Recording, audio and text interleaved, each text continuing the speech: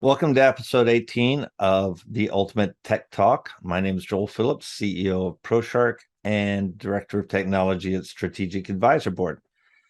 This is episode 18. We are going to continue our conversation regarding security and CMS systems. And also, we are shooting these episodes in October, so I wanted to bring your attention to Breast Cancer Awareness Month, aka the Pink Hat. So, security and CMS systems. So we left off where we were picking on WordPress a little bit just because of the structure they have around it's open source with third-party plugins that they utilize for their feature ads, which their feature sets are amazing. And again, we have been a WordPress shop for many years. Prior to that, we were straight HTML, and then an advent of HTML5 and CSS and the ability to construct websites, and then Bootstrap framework was famous. Then you've got the CMS, though, has really pushed the envelope with regard to the ability for everyone to develop websites and to add features to those websites.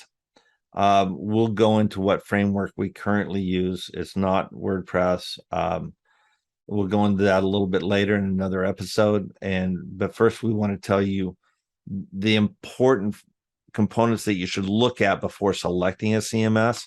And then we'll tell you what positives and negatives between different platforms you can take a look at. So we're back on security today. When you're looking at a CMS system and when you're building your website in it, the thing to take a look at is to pick a platform that, if they use third-party plugins or third-party apps in their platform, that they've been vetted, that they're tested for security.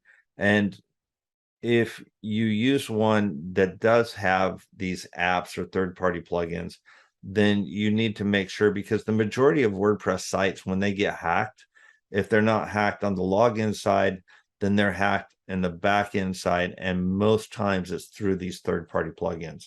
So I would just say be aware. It's really important that you do not get hacked. Amateur hackers they'll break in, they'll put up a page, they'll make it known that your site's been hacked, or some of the professionals, if they know that they can get, if your site is mission critical, they'll get in and they will hold ransomware, or they will take hostage your site. Professional hackers, and believe me, there are plenty of them out there, and it's a growing field. It'll continue to grow, but professional hackers you won't know that they've ever been there. Until you find out that you've been promoting traffic to nefarious sites, that you've been a victim of a phishing scheme that's being promoted through your site.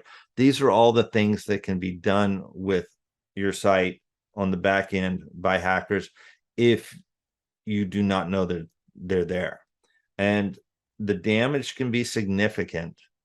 And your digital footprint is something that you need to protect because it's your identity online. It's no longer just a business card. It's your identity that says, this is where we interact. This is how we interface with our consumers and the world, because your website is your office. It's your new office.